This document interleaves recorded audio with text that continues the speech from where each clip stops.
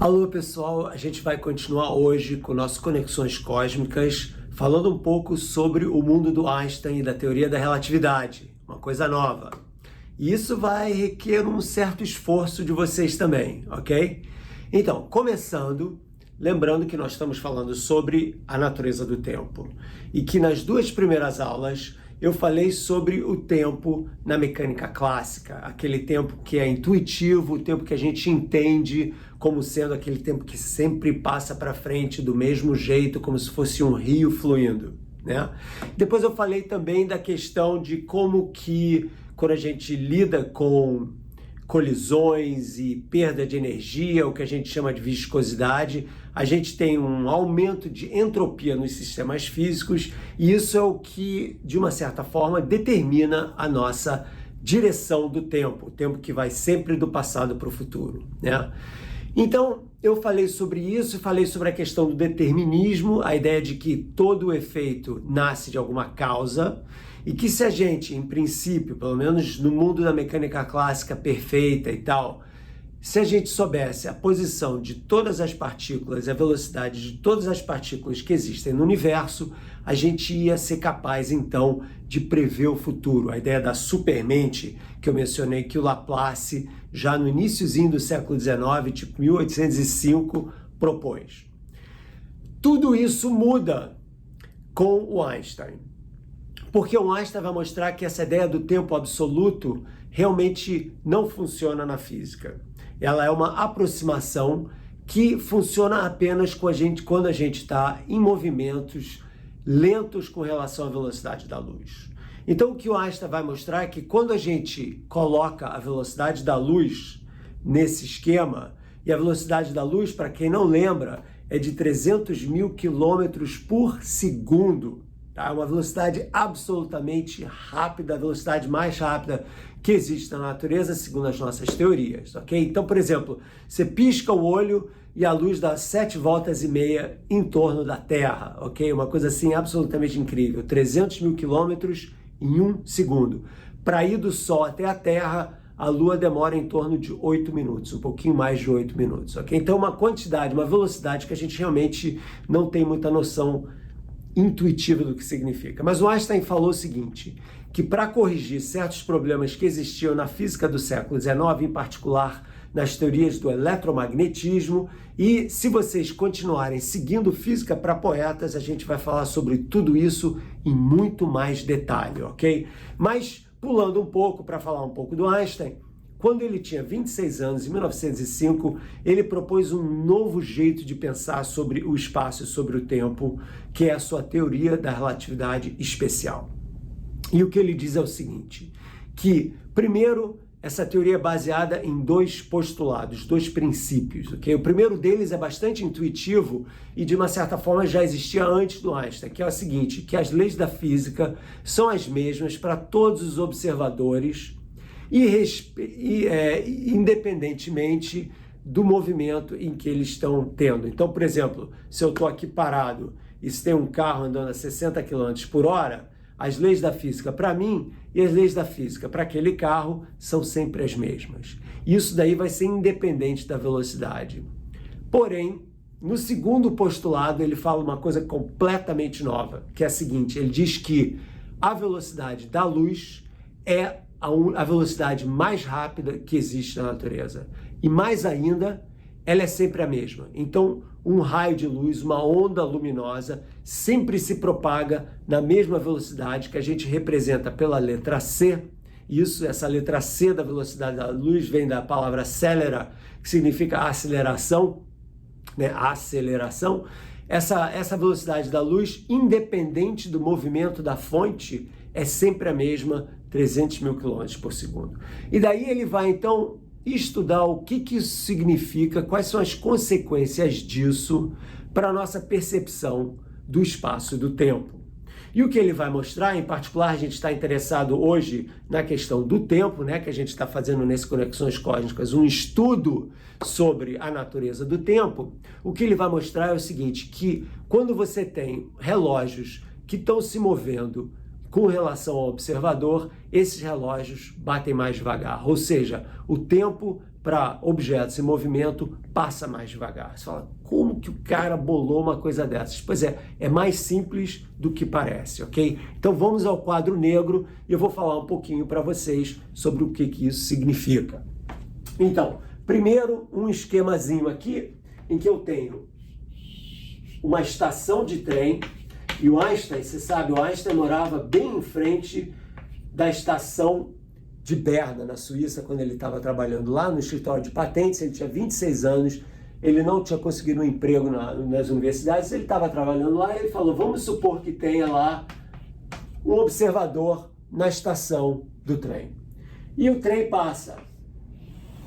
Está aqui o meu trem, as rodinhas do trem, tá? O trem está indo para frente com uma velocidade V.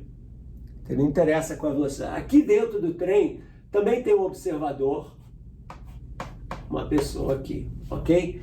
Então, o que vai acontecer? Vamos supor que aqui dentro do trem você tem um cara andando de bicicleta. Meus desenhos aqui são obviamente belíssimos, como vocês podem ver, tá? Esse cara está andando de bicicleta para cá com uma velocidade V pequena, ok? O que vai acontecer? O cara que está na estação vai ver esse cara andando para lá com uma velocidade que vai ser igual a quanto? V do trem mais V pequeno. Então ele vai ver o cara com uma velocidade V mais V, certo? Essa é a velocidade desse cara aqui. Mas o cara que está no trem, que está se movendo com o sujeito que está de bicicleta dentro do trem, vai apenas ver ele se movendo com velocidade V. Então isso daí é a relatividade do movimento que já era conhecida bem da época do Galileu, tá? Não tinha nada de novo aqui. O que o Einstein vai fazer agora é o seguinte, vamos então supor que em vez de ter um cara andando de bicicleta com velocidade V, vamos supor que esse cara está aqui dentro do trem, mas ele está segurando uma lanterna de luz. Então o cara está segurando aqui uma lanterna, tá aqui ele com um chapeuzinho e tal, está segurando uma lanterna de luz, ok? E a ideia aqui é a seguinte, qual é a velocidade que esses dois observadores vão ver? O cara na estação, você fala, ele vai ver essa luz aqui, que tem velocidade C, né, que eu comentei, saindo com velocidade C mais V. E o cara no trem vai ver essa luz saindo com velocidade C. Errado. O que o Einstein diz é o seguinte, que a velocidade da luz é sempre a mesma. Então, tanto o cara na estação quanto o cara no trem vão ver a velocidade da luz se propagando como sendo C, 300 mil quilômetros por segundo. Isso é super contraintuitivo, né? Porque a velocidade da luz não é adicionada como as outras velocidades, ok? Essa que é a ideia. Como consequência disso, por exemplo, uma das consequências disso é o que a gente chama de sincronicidade. Então a ideia aqui é a seguinte, vamos imaginar mais uma vez que a gente tem o nosso trem andando para frente com velocidade V, tá aqui o nosso trenzinho, ok? E aqui dentro do trem tem um observador, ok? E o que acontece? O que vai acontecer é o seguinte, que de repente o trem, quando os dois observadores estão perfeitamente alinhados, o trem está passando, né? Está passando ali. Quando os dois observadores estão perfeitamente alinhados, dois raios vão cair.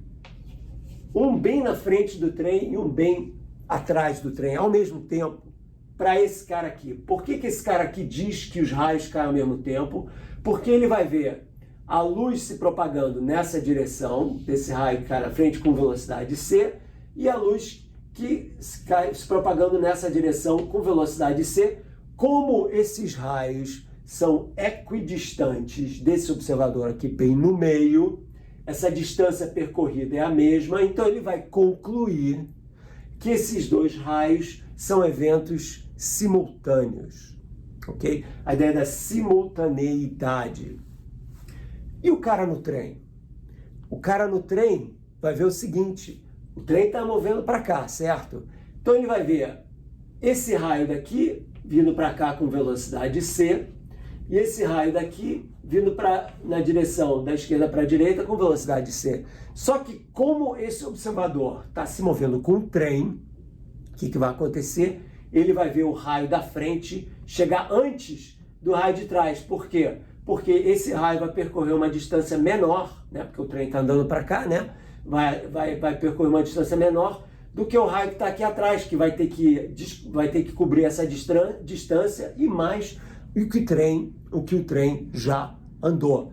Então a simultaneidade é relativa. Essa foi a grande sacada do Einstein, ok? E aí ele vai dizer mais uma coisa ainda. Então o tempo não é absoluto, não é igual para todos os observadores, mas depende do movimento relativo. No caso, um cara parado aqui na estação e o outro andando com velocidade v.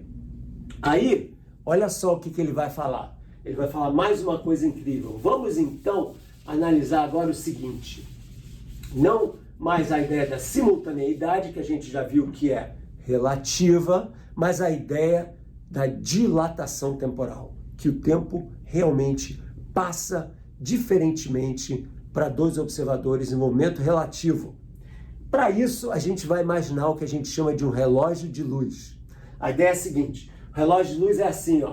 Vamos imaginar uma caixa feita no interior de um elevador, ok?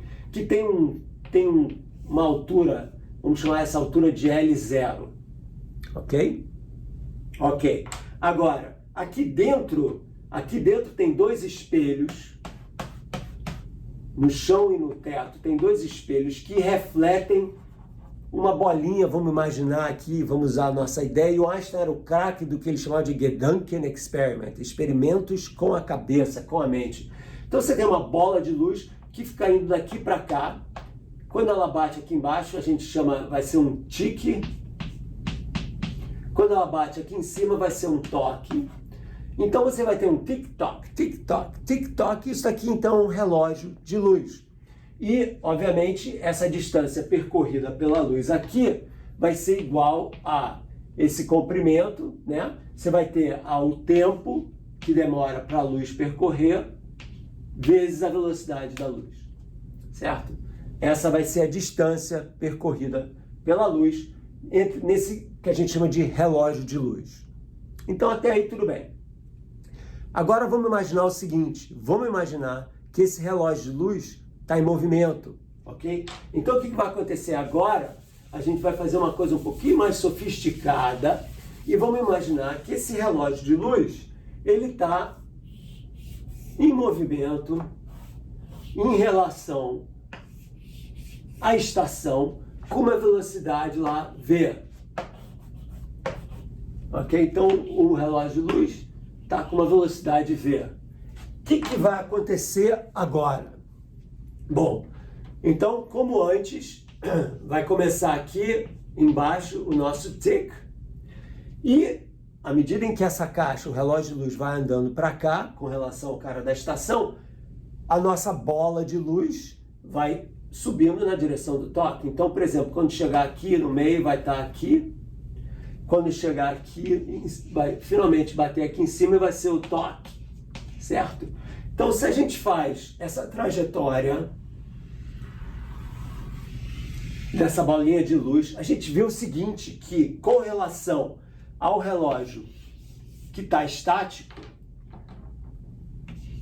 em que a bolinha de luz vai daqui até aqui, para cima e para baixo, tic-toc, essa distância que foi percorrida pela luz é maior. Mas a velocidade é sempre a mesma. Então o que acontece? Para que você corra uma distância maior com a mesma velocidade, o que vai acontecer é que o tempo entre o tic e o toque vai ser maior. Ou seja, esse relógio de luz em movimento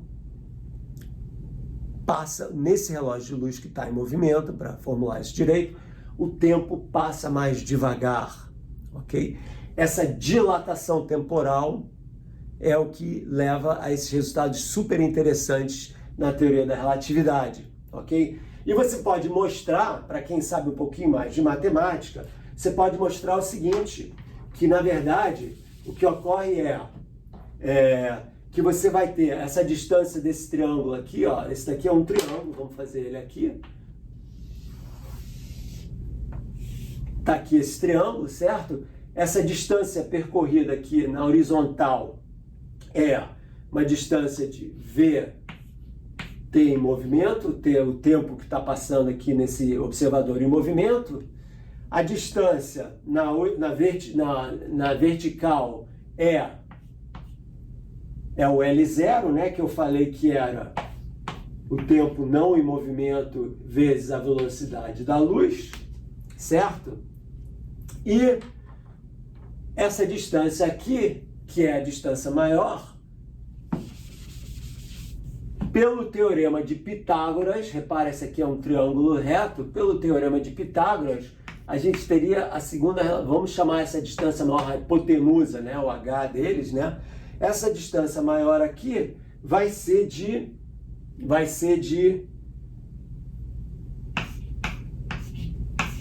o tempo que está em movimento vezes a velocidade da luz c, ok? Como isso aqui é ao quadrado, tudo isso aqui tem que ser ao quadrado. Quando você resolve agora, eu quero saber qual é o meu tempo que está em movimento, o tempo v aqui, o tempo, né, com esse subscrito aqui que é v, né? A gente pode fazer assim, ó, a gente faz tv ao quadrado, v ao quadrado menos c ao quadrado. Deixa eu ver se está bom assim. Tá certo isso? Isso. Mais T0 c ao quadrado é igual a zero. Então, se eu dividir por c em todos esses tempos aqui e resolver para o TV, a gente pode obter a seguinte relação. T0, vamos fazer aqui bonitinho para todo mundo ver, T0 sobre 1 menos V ao quadrado sobre C ao quadrado. Então, o tempo em movimento é igual ao tempo que não está em movimento dividido por esse fator aqui, ó. O que acontece? Quando V é zero, os dois tempos são iguais, né? Zero aqui, então. Mas quando o V começa a crescer, quanto maior for V, maior vai ser esse tempo que é a distância entre o tique e o toque, tá certo?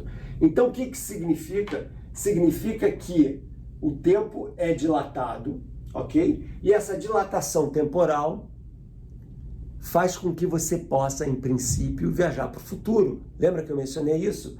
Se você estivesse viajando a uma velocidade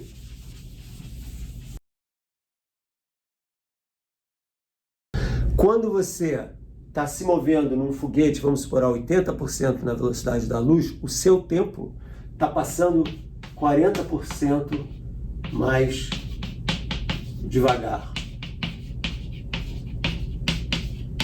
Ou seja, quando você voltar para a Terra, o tempo na Terra vai ter passado normalmente, mas para você vai estar com o tempo que passou só 40% mais devagar, então você vai ter envelhecido só 60%, enquanto o pessoal da Terra vai ter envelhecido os 100%. Ou seja, a dilatação temporal não é só com relação a relógios, mas é com relação à passagem do tempo em geral. E isso é que leva a esses paradoxos muito interessantes da viagem no tempo para o futuro. Para o passado, como vocês podem ver aqui, a gente não consegue viajar porque isso violaria a causalidade, que ainda, obviamente, é respeitada na teoria da relatividade do Einstein. E essa, pessoal, é a teoria da relatividade restrita. A teoria da relatividade geral a gente vai tratar daqui a pouco, em que você tem não isso, mas uma curvatura do espaço relacionada com a força gravitacional. Isso a gente vai ver daqui a pouquinho, ok? Um grande abraço. Se você gostou desse vídeo, não se esqueça de se inscrever no meu canal e ativar as notificações para receber novos vídeos. Deixe o seu like e compartilhe com amigos e, se quiser, assista mais dos meus vídeos.